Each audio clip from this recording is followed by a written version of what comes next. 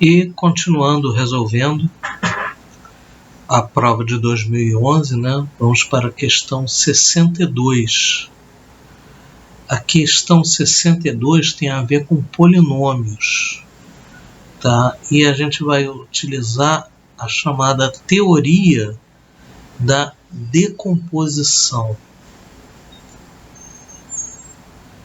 Vamos para a questão então. Chegamos na questão 62. O que a gente precisa saber para resolver essa questão 62?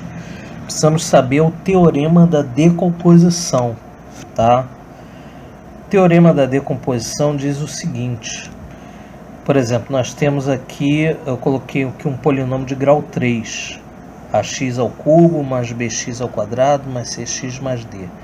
Imagina que ele tem 3 raízes, né? Aliás, polinômio sempre vai ter o número de raízes igual ao número do grau dele. Se ele é de grau 3, ele tem 3 raízes. Se for 2, tem 2 raízes e por aí vai. Lembrando que raízes são os números que, se a gente substituir, tá, os valores do x aqui no caso, vai zerar. Então, o teorema da decomposição diz que o polinômio pode ser escrito dessa forma aqui. Y igual a A, que multiplica x menos R1, x menos R2, x menos R3. Tá? Então vamos à questão. Se o polinômio px igual a x ao cubo menos 3x ao quadrado menos bx menos 3 é divisível por x menos 3, que multiplica x menos 1, então o valor de a mais b, ou seja, ele tem o valor de a e de b aqui, que são coeficientes nesse polinômio, e ele pede para a gente achar o valor de a, b e somar, tá? Se ele é divisível por x menos 3 e x mais 1, significa que as raízes deles uma raiz é 3 e a outra é menos 1, tá? Ora, se as raízes dele é 3 e menos 1, a gente pode substituir 3 e 1 nesse polinômio, e menos 1 nesse polinômio, e ele vai ser igual a 0, tá? Então, substituindo o valor 3, nós vamos ter aqui, ó, A3 ao cubo, menos 3, que multiplica 3 ao quadrado, menos 3 e menos 3. E vamos substituir também por menos 1, tá? Isso aqui tem que ser igual a 0. Eu peguei essa primeira equação aqui, joguei para cá, vai ficar 27A menos 27 menos 3B menos 3 igual a 0. E a outra, em que o x é igual a menos 1, está aqui embaixo, tá? Essas duas equações têm que ser igual a 0, porque elas são raízes, tá? Então, somando esses termos aqui, menos 27 com menos 3, né? Reagrupando aqui, a gente chega nesses sistema de equações em que a gente tem duas incógnitas, A e B, e temos duas equações. Então, a gente pode resolvê-las, tá? A equação de baixo eu vou multiplicar por 3, porque tem um menos 3 aqui nessa primeira equação, e quando a gente somar, para poder zerar o B, tá? Então, multiplicando essa segunda equação todos por menos 3, a gente vai ter menos 3A mais 3B menos 18 igual a 0. Somando as duas equações, 27 menos 3, 24A, aqui vai zerar. Menos 30 com menos 18 vai dar menos 48, tá? E aqui a gente resolve e achamos que A é igual a 48 por 24, que vai dar 2, tá? Pegamos a outra equação, menos A mais B menos C, menos 6, aliás, igual a 0. Agora a gente já sabe o valor de A. Substituindo o A aqui, a gente resolve e acha o B, que vai ser igual a 8. Então, A vale 2, B vale 8, A mais B vai ser 2 mais 8 igual a 10. 10 é a letra A, tá? E chegamos na questão 63. E nessa questão nós vamos falar sobre comprimento da circunferência. Tá? Opa, peraí, deixa eu marcar aqui. Comprimento da circunferência. Vamos à questão então. Então, chegamos aqui na questão 63. E para resolvermos essa questão, o que a gente precisa saber? A gente precisa saber o perímetro, tá? Ou um comprimento de uma esfera, não, de uma circunferência, tá? Escrevi aqui errado. De uma circunferência. E essa circunferência, esse comprimento seria se eu, digamos, esticasse, quebrasse essa circunferência e esticasse essa linha, tá, que forma a circunferência e medisse esse comprimento, transformar a circunferência numa linha reta, tá? Ele é dado por 2πr. Já o comprimento de um arco, ou seja, pegar esse arco aqui, tá, que eu coloquei aqui na figura, e transformá-lo numa... Deixa eu pegar aqui esse arco aqui, tá? E esticá-lo, tá? Transformá-lo numa linha. Isso aqui seria dado por L igual a θ, que é o ângulo R.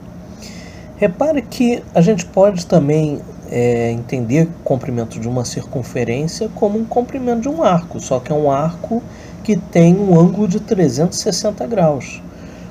O ângulo de 360 graus é o ângulo 2π, por isso que é 2πr, né? Então, o comprimento de um arco é um ângulo em radianos, tá? Vezes o raio dessa circunferência. Bom, vamos à questão então. A questão diz: para dar 10 voltas completas em volta de um jardim circular, uma pessoa percorrerá 2.198 metros, considerando π igual a 3,14, a medida em metros do diâmetro desse jardim é... Repara o seguinte, ele deu 10 voltas em volta desse jardim, tá? Ora, 10 voltas ele percorreu isso daqui. Se a gente for verificar uma volta, quantos metros ele percorreu, é só pegar esse valor aqui e dividir por 10, né? Então, vou colocar aqui C, tá? No caso de uma volta, é igual a 2.198 dividido por 10, isso aqui vai dar 219,8 metros, tá? Então, isso que ele percorre em uma volta. Ora, nós sabemos que o comprimento de uma volta é 2πr. Ele quer saber qual é o valor do diâmetro. Diâmetro é 2Rs, tá?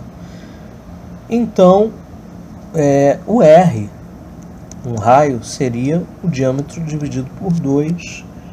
Então, substituindo aqui, nós temos C igual a 2πr. Eu vou colocar diâmetro por 2, corta o 2 aqui. Então, nós temos que comprimento de uma circunferência é π vezes d, que d é o diâmetro, tá? Certo. Então, a gente sabe que esse comprimento de uma volta é 219,8. Então, isso aqui é 219,8 metros. E ele quer saber o diâmetro. Então, a gente vai ter dπ vezes D igual a 219,8. D vai ser 219,8 dividido por π. Ora, π ele deu o valor ali, é 3,14, tá? Então é só substituir aqui. 219,8 dividido por 3,14. Bom, como isso aqui é uma conta quebrada, e para a gente não perder muito tempo, eu vou fazer aqui na calculadora, tá? Isso aqui deu 70. Então, o diâmetro é de 70 metros. A resposta é, letra A, 70 metros. E chegamos na questão número 64. Vai ser uma questão sobre geometria espacial. E o tema vai ser esfera.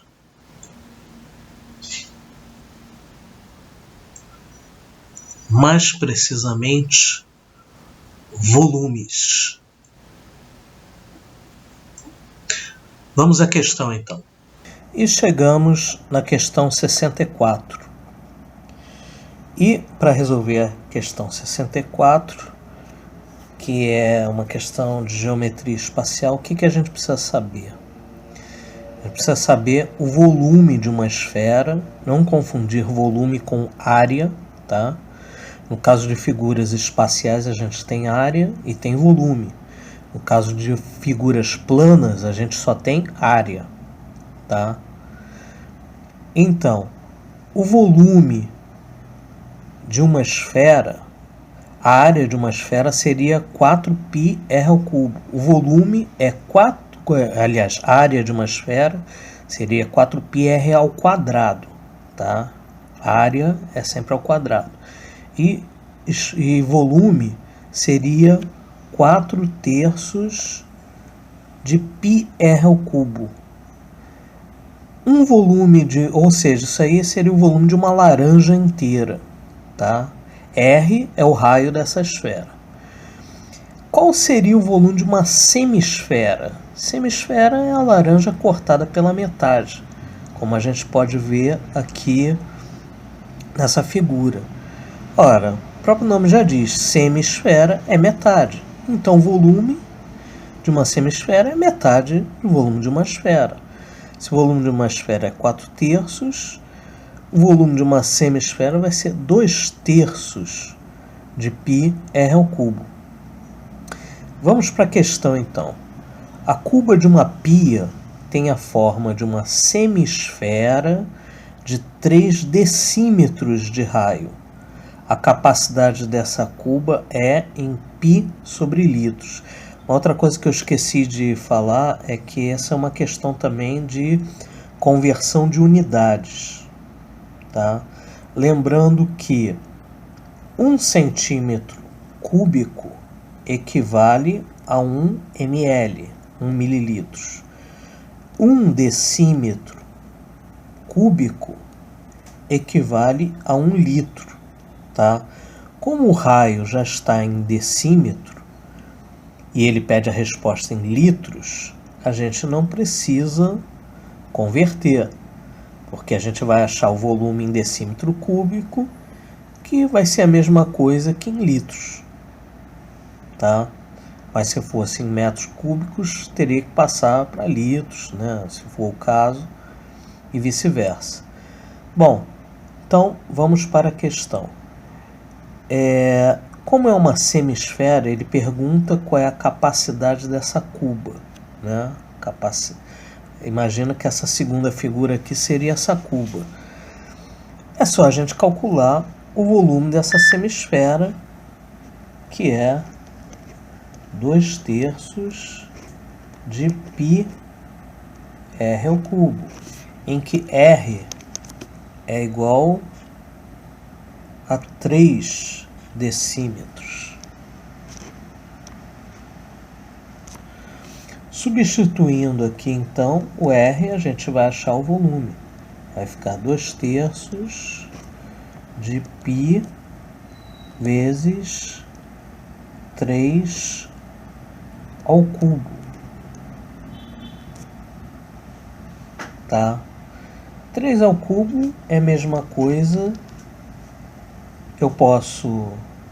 é a mesma coisa que reescrever aqui 2/3 de π vezes 3 vezes 3 vezes 3. Posso cortar aqui um desses 3 com 3 daqui de baixo, então fica 2π de 3 vezes 3 ao quadrado. 3 ao quadrado é 9, então fica 9 vezes 2 π. 9 vezes 2 é 18 π. Então fica 18 π decímetros cúbicos, que é igual a 18 π litros. E aí, voltamos lá para a resposta, vai ser quantos π litros? Vai ser 18 π litros, letra D de dado. Chegamos a mais uma questão, e a questão seguinte é sobre estatística.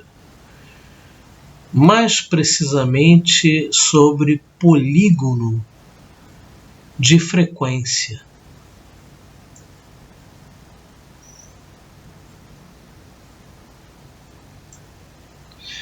Vamos à questão então.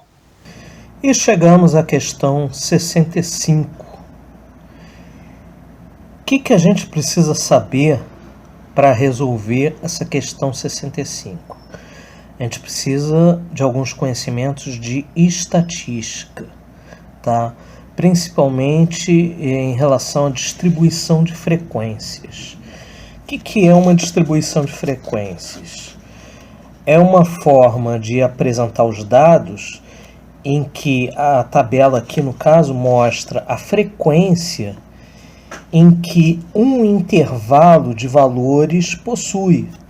Por exemplo, no caso aqui, ele está interessado no peso, tá? No peso de alunos. Então, alunos que têm pesos entre... Aí, detalhe, cada intervalo desses tem um nome, é chamado de classe, tá? Ou seja, alunos, por exemplo, assim, dessa primeira classe aqui, de 70 até 74. Alunos que têm pesos entre 70 e 74 aparecem quantas vezes? 4 vezes. Ou seja, a frequência dele é 4. Tá? E nessa classe, nas classes, o que nós temos? Nós temos o limite inferior, ou seja, é o menor valor daquela classe, no caso aqui é 70, e o limite superior, que é o maior valor, que é 74. E temos o ponto médio, que é a média entre esses dois. Seria 70 mais 74 dividido por 2. Ou seja, é o meio entre 70 e 74, que daria 72. Tá? Ou seja, o ponto médio aqui nessa primeira classe seria 72. Então, nós temos a frequência, né, que é o número de vezes em que aqueles valores dentro do intervalo aparecem, tá? Temos a frequência acumulada, que é o somatório das frequências. Repare que na segunda classe nós temos a frequência 7. A frequência acumulada é 11, porque conta o 7 mais o 4 da frequência anterior. E assim vai, tá? Até chegar na última frequência acumulada, que seria o somatório de todas as outras frequências, que daria o valor total, tá? Que no caso aqui é 20. A frequência relativa, tá? Que é a divisão entre a frequência acumulada pelo total, ou seja, 4 dividido por 20, 0,2, até chegar no final, que é 1. Tá? Aliás, desculpa. O somatório deles todos vai dar 1. E a frequência acumulada relativa, que seria o somatório, tá, das frequências relativas. 0,35 com mais 0,2 dá 0,55 e no final da frequência acumulada dá 1.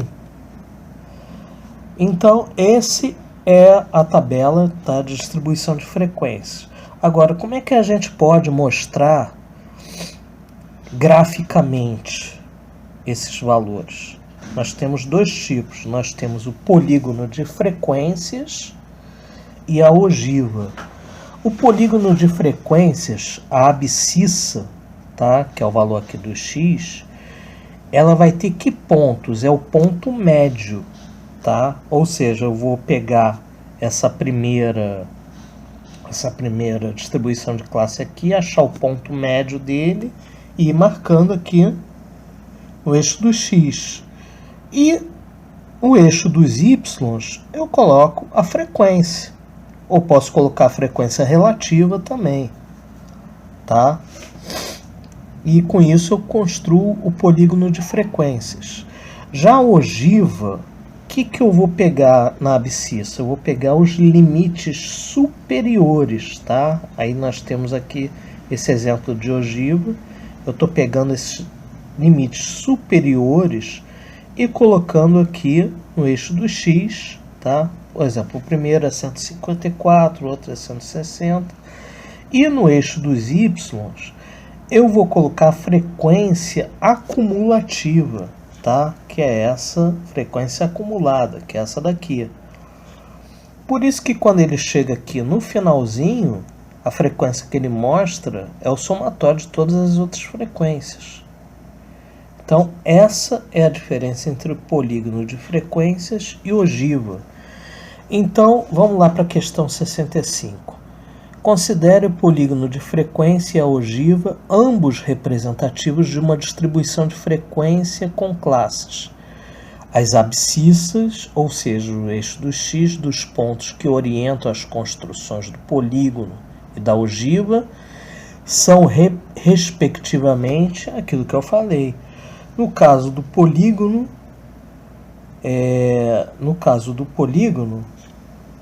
nós temos aqui o ponto médio, tá? E no caso da ogiva, os limites superiores.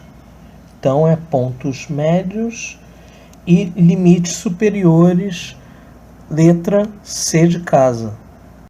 E a próxima questão vai ser sobre matrizes. Álgebra 2. Mais precisamente, vai ser uma questão de determinantes. Vamos para a questão.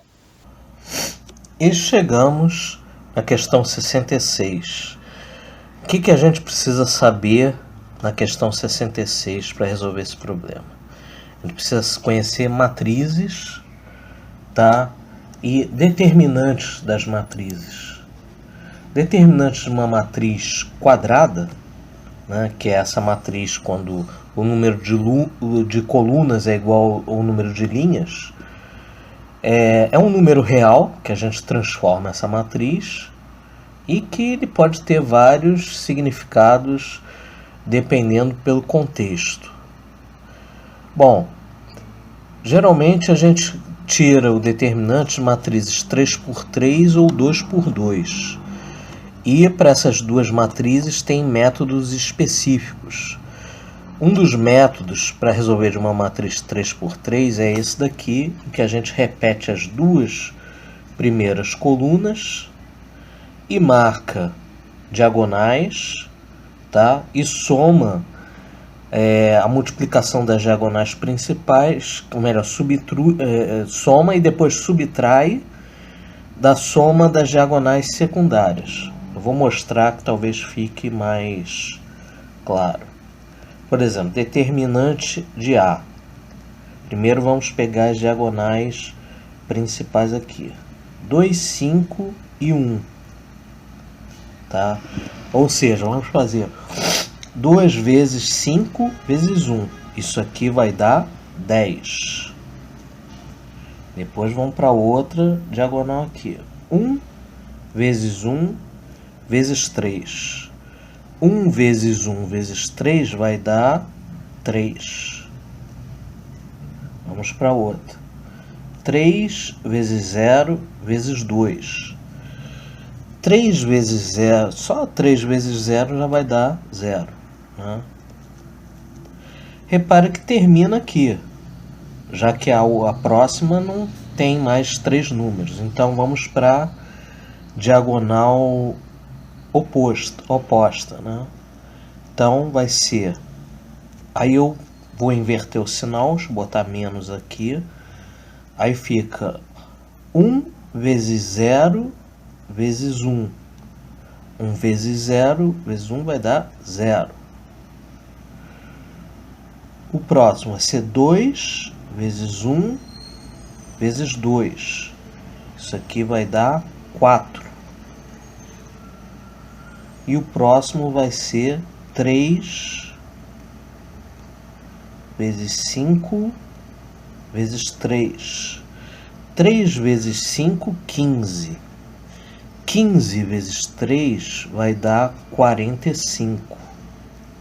Mais 45. O próximo já não pega mais 3, então a gente termina por aqui. Então o determinante da matriz A vai ser 10 mais 3, 13. 4 mais 45, 49. Menos 49. 13 menos 49 vai dar 46, 36. Menos 36. Vamos achar agora o determinante da matriz B, que é uma matriz 2 por 2. Esse é mais simples de se calcular, tá? Basta ser a diagonal principal menos a diagonal secundária. Ou seja, o determinante da matriz B vai ser 2 vezes 9, 18, menos 3 vezes 0, que é 0. Então, vai ser 18. O que o problema pede? O problema pede para a gente calcular determinante de A dividido pelo determinante de B. Ora, determinante de A, deixa eu botar aqui, determinante de A dividido pelo determinante da matriz B. Determinante de A é menos 36, determinante de B é 18, isso aqui vai dar menos 2. Então a resposta é menos 2, D de dado. Então, gente, próxima questão vai ser trigonometria, e o que a gente vai resolver tem relação com razões trigonométricas no triângulo retângulo. Vamos para a questão, então. Então, chegamos na questão 67. O que a gente precisa saber para resolver essa questão? Precisamos saber o teorema de Pitágoras, que eu já falei anteriormente, e resolver uma equação do segundo grau, uma equação quadrática, que eu também já mencionei. Então, ele pede o seguinte: no triângulo, o menor valor que x pode assumir é...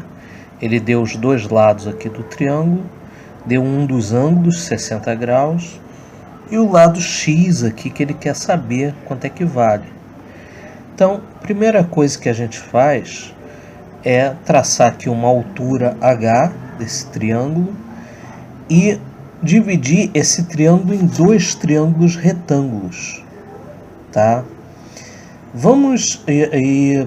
O que acontece? Quando faço isso, eu dividi esse lado 8 centímetros em duas partes. Essa parte aqui eu chamei de y, que eu não sei quanto é que vale, tá?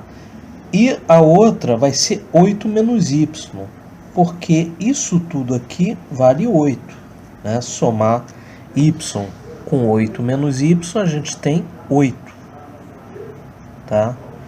Vamos transformar esse y e esse h em função de x, porque é x que a gente quer encontrar. Repare o seguinte, vamos começar a trabalhar nesse primeiro triângulo aqui, ó. Esse triângulo aqui. Repare que ele tem um ângulo, é um triângulo retângulo, e ele tem um ângulo conhecido 60 graus. Ora, a gente sabe quanto é que vale o cosseno e o seno de 60. Cosseno, deixa eu colocar em caneta azul. Seno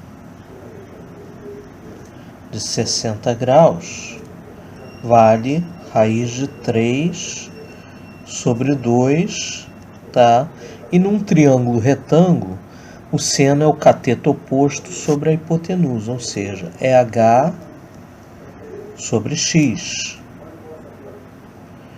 Com isso, a gente já consegue colocar quanto é que vale H em função de X. H vai valer X raiz de 3 sobre 2. Agora vamos para o cosseno de 60. Cosseno de 60, nós sabemos, vale 1/2. E ele é o cateto adjacente, ou seja, o y, dividido pela hipotenusa, que é x. Com isso, a gente também acha o valor de y, que vai ser x sobre 2. Ótimo. Terminamos aqui que a gente poderia extrair desse triângulo aqui. Vamos agora para o outro triângulo, tá? Que é esse outro em azul aqui. Nós não sabemos qual é esse ângulo alfa aqui, mas a gente pode aplicar Pitágoras, né? Pitágoras, que a gente sabe que é, deixa eu botar aqui,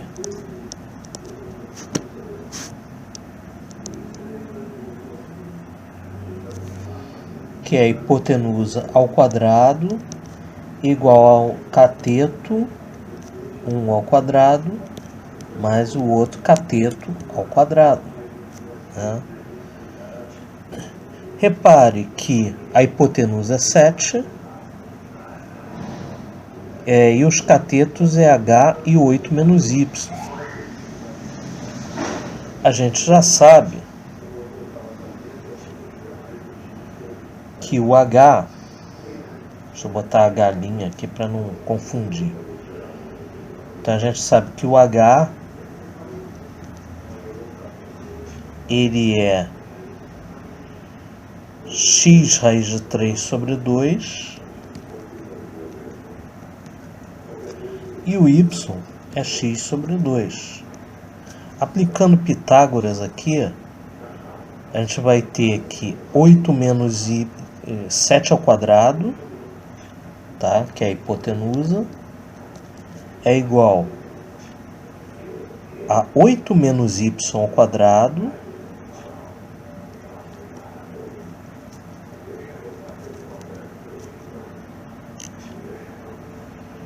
mais h ao quadrado.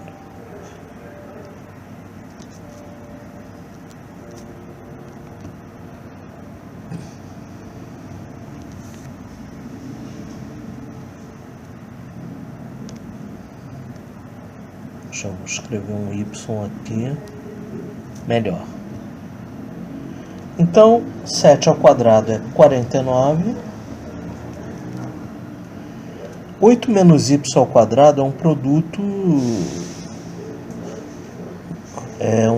ao quadrado, então a gente eleva o primeiro ao quadrado, vai dar 64, menos 2 vezes x vezes...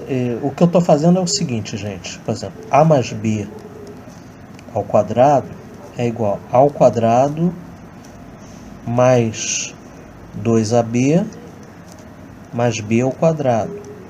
Se for a menos b ao quadrado, vai ser igual a ao quadrado menos 2ab mais b ao quadrado, tá? Então,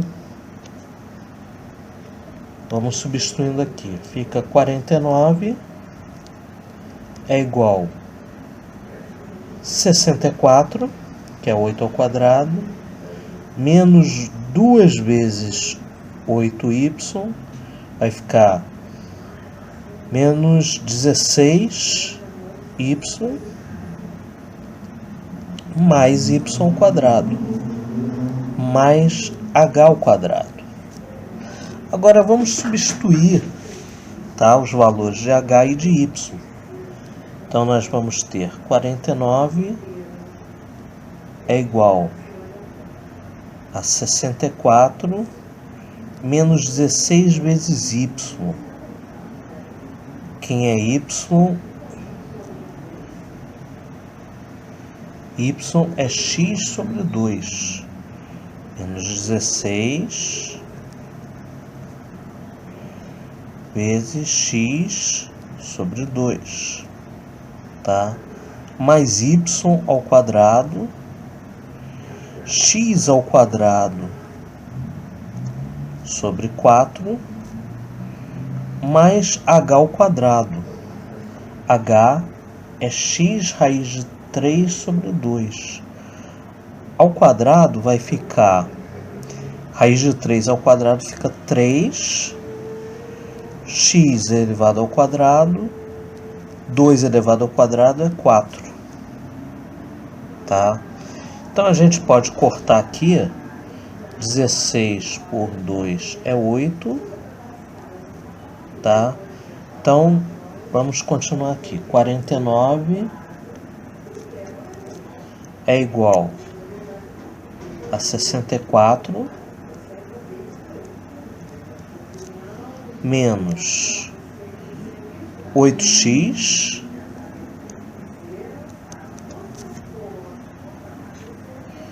mais x sobre 4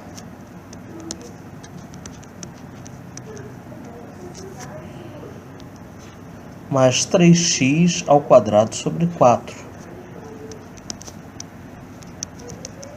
Repare que a gente já está chegando numa equação do segundo grau.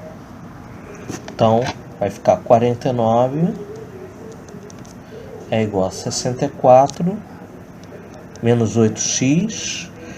1/4 mais 3/4 vai ficar 4/4, tá? 4x ao quadrado sobre 4. Corta aqui. Então, nós vamos ter 49 igual a 64 menos 8x mais x ao quadrado. Vamos colocar na forma de equação do segundo grau. X ao quadrado menos 8x mais 64 menos 49 é igual a 0. X ao quadrado menos 8x. 64 menos 49 fica 15. Mais 15 igual a 0. Então, chegamos numa equação do segundo grau e vamos resolvê-la para achar os valores de x. Resolvendo, achando delta igual a b ao quadrado, b é 8, vai ficar 64, menos 4ac. A é 1, tá? 1 multiplica aqui, vezes c é 15. Isso aqui vai ficar 64, 4 vezes 1 vezes 15 vai dar 60. 64 menos 60. Delta é igual a 4. Bom, vamos achar os valores de x1, que vai ser menos b, que é 8, mais raiz de 4 sobre 2. Isso aqui vai dar 8. Raiz de 4 é 2. 8 mais 2 sobre 2. 10 sobre 2 é 5. E o outro valor vai ser menos b, que é 8, menos raiz de 4 sobre 2a. Isso aqui vai dar 8 menos 2 sobre 2. 8 menos 2 é 6. 6 por 2 dá 3. Então, achamos dois valores de x. Um é 5 e o outro é 3. Tá? Todos os dois satisfazem os valores aqui desse triângulo. Só que ele pede o menor valor que x pode assumir. Ora, o menor valor, conforme nós achamos aqui, o menor valor é 3. Então, B de bola, 3. E a próxima questão vai ser sobre geometria espacial. Mais precisamente sobre prisma, e nós vamos calcular área dele. Vamos para a questão então. Chegamos então na questão 68. E o que a gente precisa saber na questão 68? A gente precisa saber como calcula a área de um prisma, mais precisamente de um prisma quadrangular. Prisma quadrangular é aquele em que a base dele é um quadrado, né? A base e o topo são quadrados, e as laterais dele são formados por retângulos. Repare na figura aqui que nós temos dois quadrados, né, na base e no topo, e temos 4 retângulos formando a área lateral dele. Então a área total do prisma vai ser 2 áreas quadradas mais 4 áreas retangulares. Ele diz o seguinte: repare que o lado aqui, os quadrados vão ser todos iguais, já que é um quadrado, e o perímetro da base quadrangular é 8 centímetros. Perímetro é a soma dos lados, tá, de uma figura. No caso aqui, como todos os 4 lados são iguais, o perímetro vai ser 4L. E ele diz que esse perímetro ele vale 8 centímetros. Então a gente vai ter aqui 4L é igual a 8, L é igual a 8 dividido por 4, L é igual a 2 centímetros. Então a gente já pode colocar aqui que cada lado desse vale 8 centímetros, 2 centímetros, perdão. E a altura vale 3, tá? Então a gente já tem aqui todos os lados desse prisma e a gente já pode calcular eles. Vamos começar pela área do quadrado. Ora, a área de um quadrado é L ao quadrado. Como o lado dele vale 2, vai ser 2 ao quadrado, que vai dar 4 centímetros ao quadrado. Já a área do retângulo é um lado vezes o outro. No caso, um lado vale 3 e o outro dele vale 2. Então vai ser 3 vezes 2 é igual a 6 centímetros quadrados. Tá?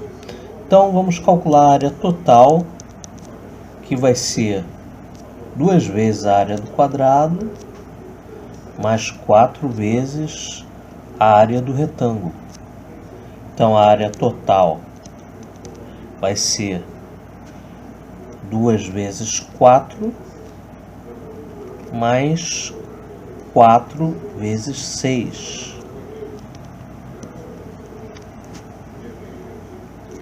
Isso aqui vai dar 8 mais 24. A área total vai ser 8 mais 24, 32 centímetros quadrados. Essa é a área total desse prisma. Então, letra A, 32. Chegamos aqui na próxima questão, que vai ser sobre geometria plana.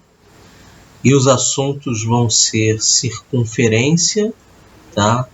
E vamos falar sobre segmentos tangentes. Vamos para a questão então. Então chegamos na questão 69. E para resolver a questão 69, o que a gente tem que saber?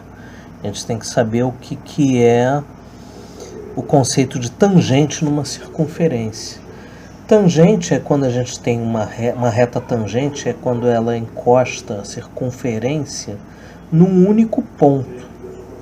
Por exemplo, esse aqui, tá? E se você for traçar o raio da circunferência, com esse único ponto, ele vai formar um ângulo de 90 graus com essa reta, tá? Conforme estou mostrando aqui nessa segunda figura.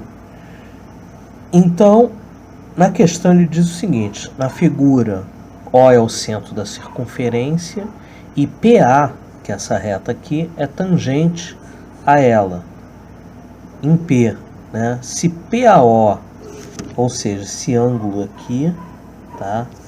Ele vale 30 graus, e OA, ou seja, isso daqui vale 12 raiz de 3 centímetros. Então a medida do raio em circunferência, da circunferência em centímetros é... Bom, vamos fazer o seguinte, vamos traçar o raio, tá? Ligando o ponto P aqui. Então esse daqui é o raio, vou chamar de R, tá? Repare que essa reta PA, ela é tangente. Se ela é tangente, ela vai fazer o que? Ela vai fazer um ângulo de 90 graus aqui, tá? Com o raio. O que nós temos aqui? Nós temos um triângulo retângulo, né? Em que a hipotenusa é esse valor aqui, OA, tá? Então, OA é hipotenusa.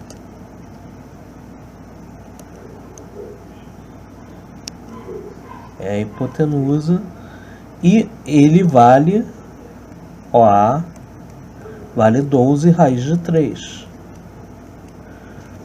Ora, o ângulo oposto aqui, nós temos um ângulo conhecido aqui.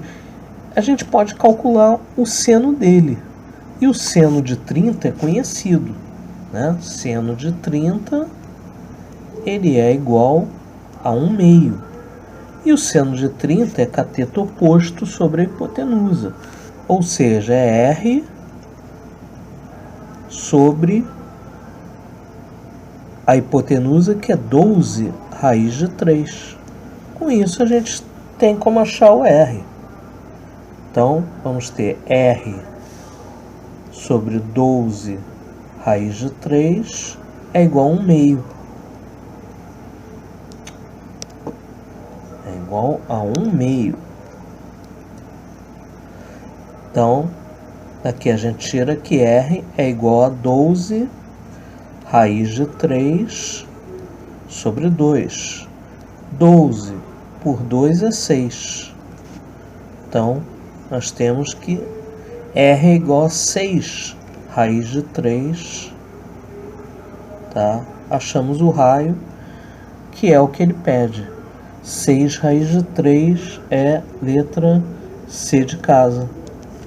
E chegamos agora na próxima questão, que vai ser sobre álgebra 3, números complexos. Vai ser sobre números complexos, operações, né, e potências de tá? Então, vamos falar sobre esse assunto agora. Vamos para a questão, então. Então, chegamos na questão 70. O que a gente precisa saber nessa questão? A gente precisa saber sobre números complexos, tá? E o número imaginário que está dentro de um número complexo. Vamos começar a falar sobre o número imaginário. O número imaginário, ele nada mais é do que a raiz quadrada de um número negativo. A gente sabe que não existe no campo real a raiz quadrada de um número negativo, tá? Então a gente chama esse tipo de número de número imaginário. E como é que a gente trata ele? A gente trata todos eles como os múltiplos de raiz de menos 1. Por exemplo, se eu tenho raiz de menos x, eu posso dizer que isso aqui é uma raiz de x vezes menos 1. Eu posso eu posso dizer que isso aqui é a mesma coisa que raiz de x vezes raiz de menos 1. E essa raiz de menos 1, ela ganhou um nome de i, de número imaginário. Então, raiz de menos 1 é igual a i. Então, aqui no caso fica raiz de x vezes i. Tá? Então, esse i é um número imaginário e ele significa raiz de menos 1. Da onde que surgem essas raízes de menos 1? A gente acha esses números complexos quando a gente resolve uma equação quadrática, por exemplo, de polinômio par. E aí você pode encontrar uma raiz real, mas se aquele delta que a gente calcula pelo teorema de Bhaskara der um número negativo, significa que a raiz dele vai dar um número complexo, um número imaginário, tá? E os números complexos, eles vêm sempre nessa forma assim, A mais BI, em que A é a parte real e B é a parte imaginária, é a parte que está multiplicando a raiz de menos 1, tá? Então, os números complexos são formados dessa forma. Vamos aqui para a questão número 70, que diz que o número complexo z igual a menos 4 mais b menos 5, e será um número imaginário puro se... Número imaginário puro é quando esse a aqui ele for igual a zero, ou seja, a gente tem apenas a parte imaginária, tá? Então, pegando agora o número que a questão apresenta ali, z igual a menos 4 mais b menos 5 e, para ele ser um número imaginário puro, ou seja, existir apenas essa parte aqui, o a menos 4 tem que ser igual a zero, né? Então, a menos 4 é igual a zero e o a ele tem que ser igual a 4. E para essa parte imaginária continuar existindo, o b menos 5 ele tem que ser diferente de zero, certo? Senão ele fica um número todo zero. Então, o b ele vai ter que ser diferente de 5. Então, a igual a 4 e b diferente de 5.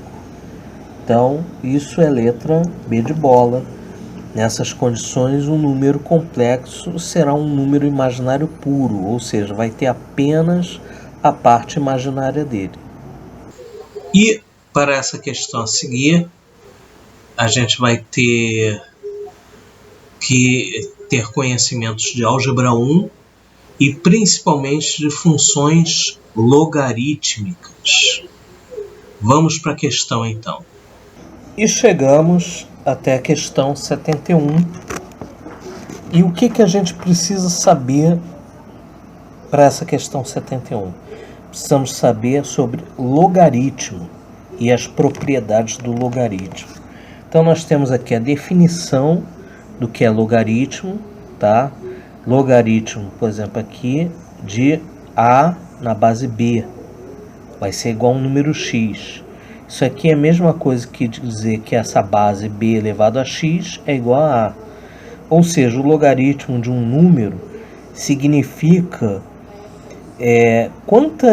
a que número aquela base B tem que ser elevada para chegar ao número que a gente quer saber o logaritmo.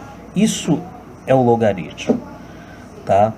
E o logaritmo é uma função matemática que tem várias propriedades interessantes. Por exemplo, a primeira, log de x vezes y. A gente pode transformar isso aqui numa soma. Fica log de x mais log de y.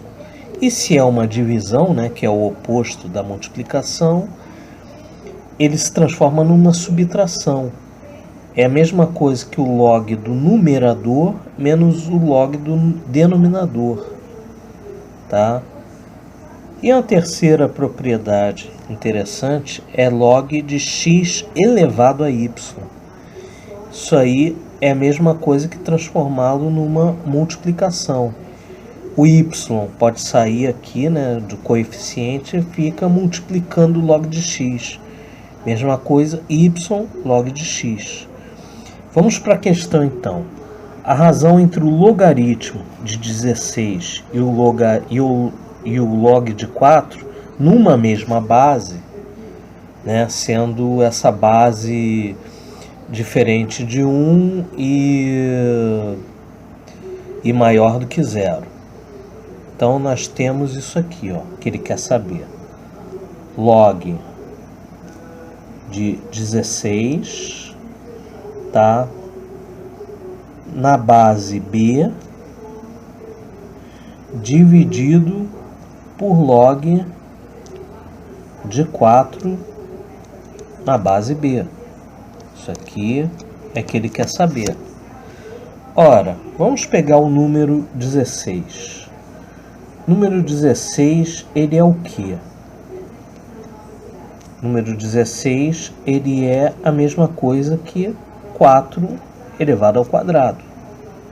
Tá? A relação entre 16 e 4 é essa. Então eu posso dizer que o log de 16 ele é a mesma coisa que o log de 4 elevado ao quadrado. Certo?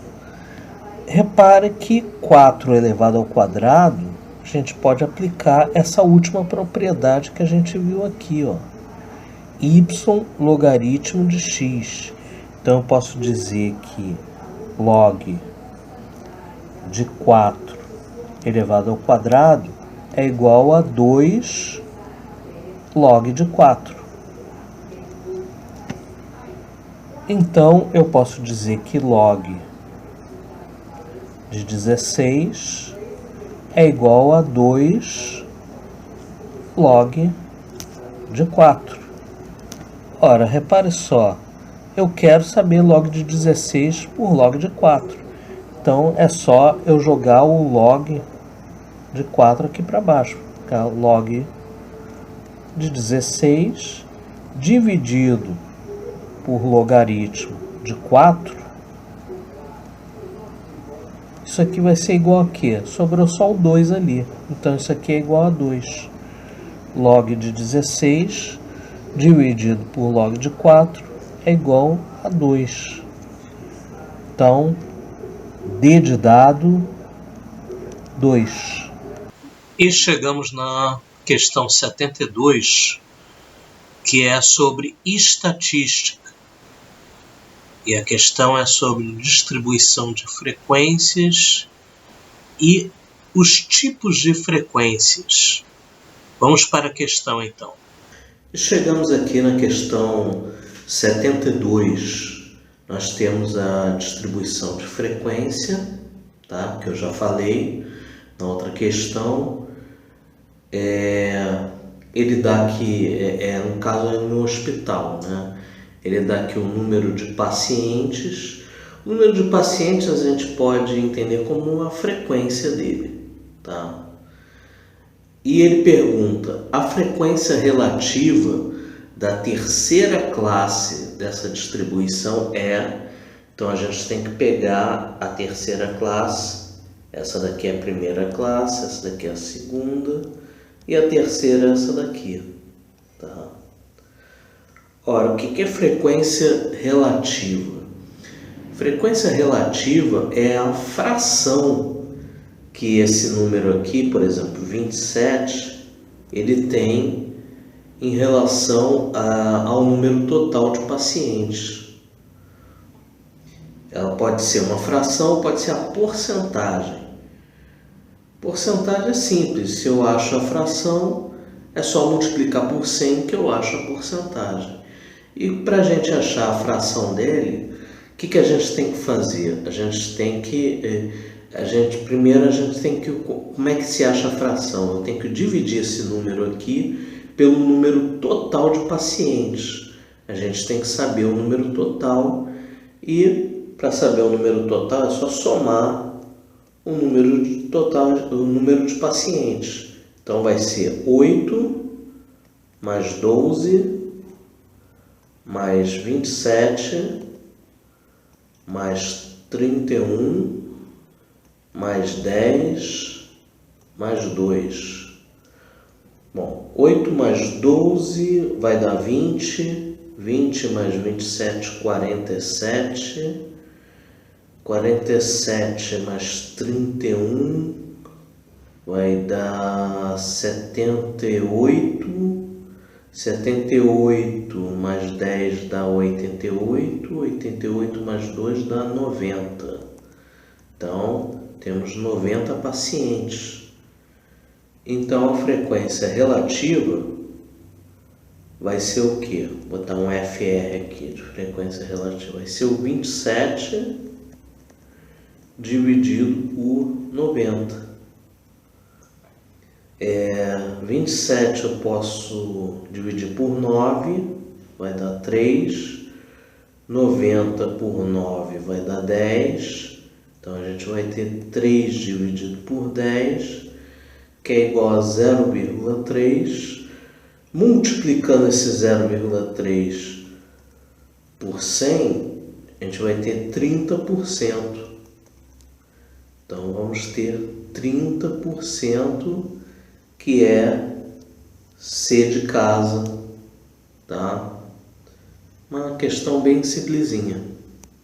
Vamos agora para a questão 73. E o assunto é geometria analítica, né? No caso aqui, é estudo do ponto, mais precisamente no ponto médio. Vamos para a questão, então. E chegamos aqui na questão 73. E é uma questão de geometria analítica, né? E ele pede para a gente calcular o ponto médio do segmento. Aí ele dá as coordenadas aqui dos pontos, né? X e Y, de A e B, né? E unindo os dois pontos, a gente obtém uma reta, conforme está mostrando aqui no gráfico. E aí ele pede o valor de A e B. E A mais B, né? E tem o M, que é o ponto médio desse segmento. Ora, o ponto médio desse segmento, ele vai ter coordenadas médias de X e de Y. Então eu posso dizer, por exemplo, que o ponto XM, né, ou seja, o eixo do X, a coordenada do ponto M, vai ser a média, né, entre o ponto A e o ponto B. Ou seja, XA mais XB dividido por 2. E o ponto YM vai ser a mesma coisa. Vai ser YA mais YB dividido por 2. Então, qual vai ser o ponto xm? XA, diz aqui, ó, é o 3. XB é o B, dividido por 2. Isso aqui vai ser igual ao que? É o XM, que é 4.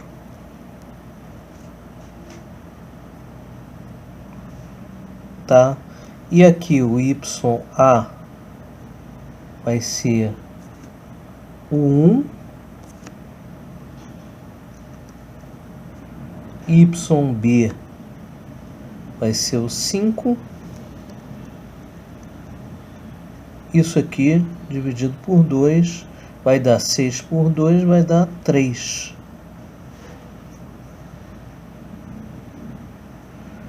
Tá? Então a gente tem que o ponto M, ele tem o ponto 4 e A, que a gente já calculou aqui, vai ser 4 e 3. Ora, então a gente conclui que A é igual a 3. Já achamos quanto é que vale A. Agora, ponto B. O B, ele tem B e 5.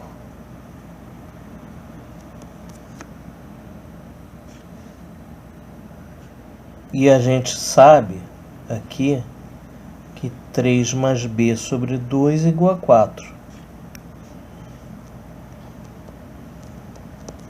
3 mais B sobre 2 é igual a 4.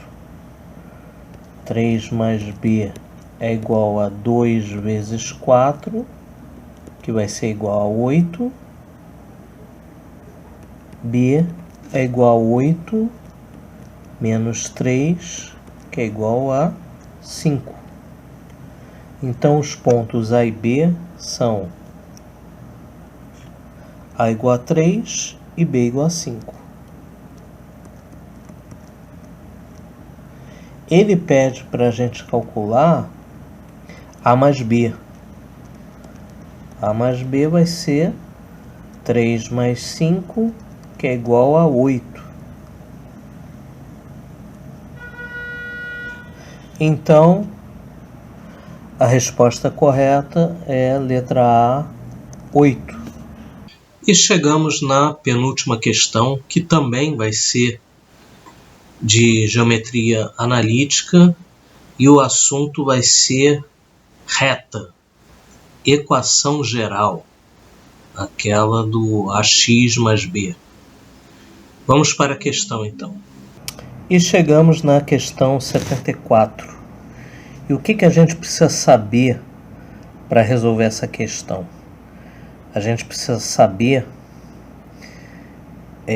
a equação de uma reta e saber quando essa reta ela é crescente e ela é decrescente. Então, a equação de uma reta, a gente já aprendeu, é y igual a x mais b. Tá? O A é chamado de coeficiente angular, o B é chamado de coeficiente linear. O eixo dos y em que essa reta se encontra é o B, é o coeficiente linear. Tá?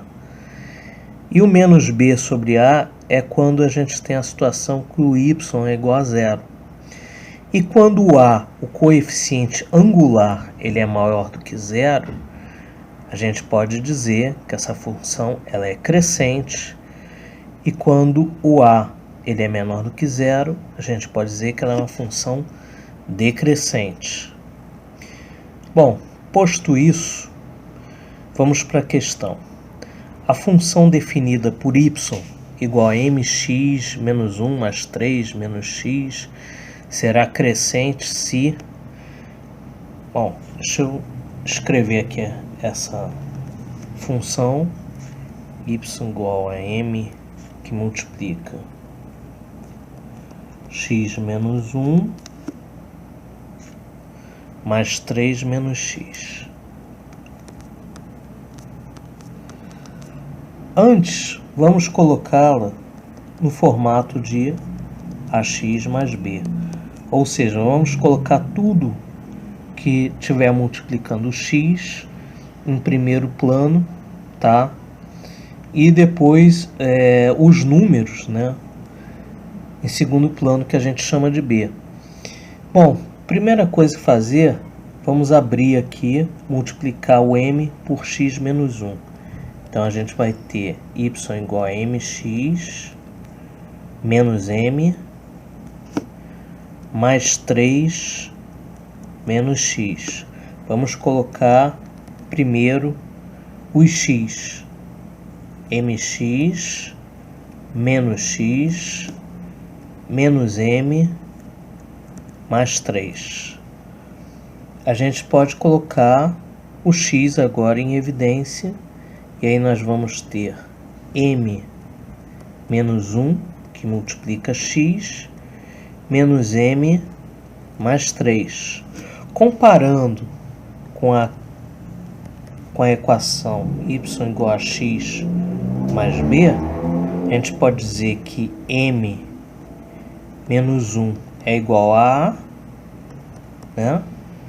E menos m mais 3 é igual a b, tá?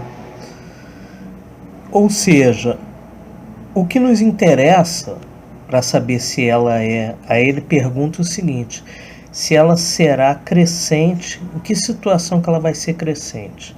Ela vai ser crescente, conforme a gente viu aqui, quando A for maior do que zero.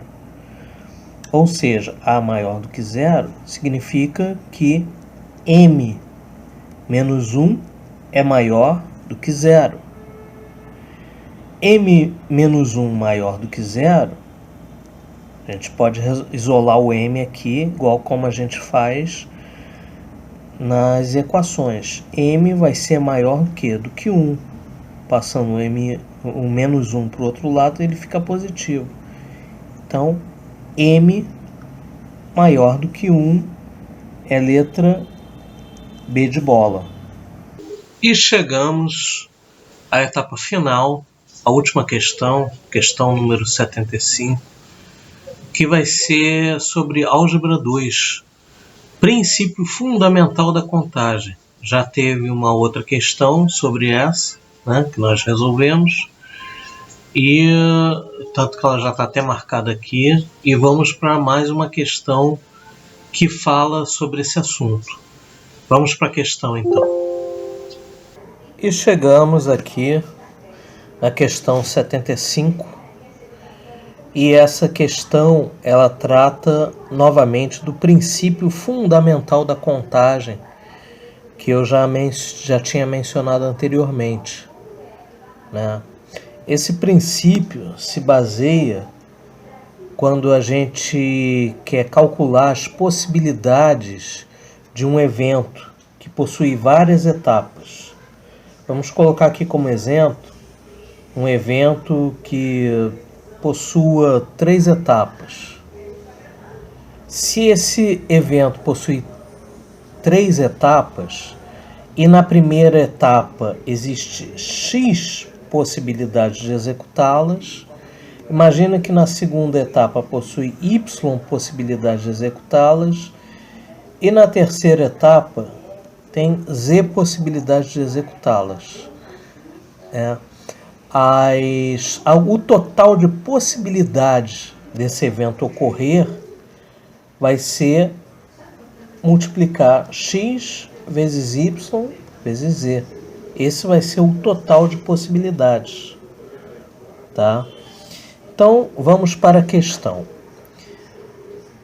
Formato, tamanho e cor são as características que diferem as etiquetas indicadoras de preço dos produtos de uma loja. Deixa eu apagar aqui. Dos preços de uma loja. Se elas podem ter 2 formatos, 3 tamanhos e 5 cores, o número máximo de preços distintos dos produtos da loja então, para cada configuração, né, de formato, tamanho e cor, vai ter um preço. Então, quantos tipos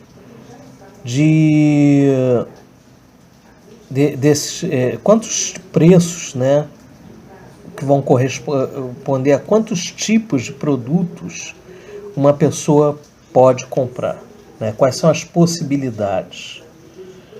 Então, aqui vai ser, esse primeiro vai ser o formato, tá? Aqui o tamanho e aqui a cor.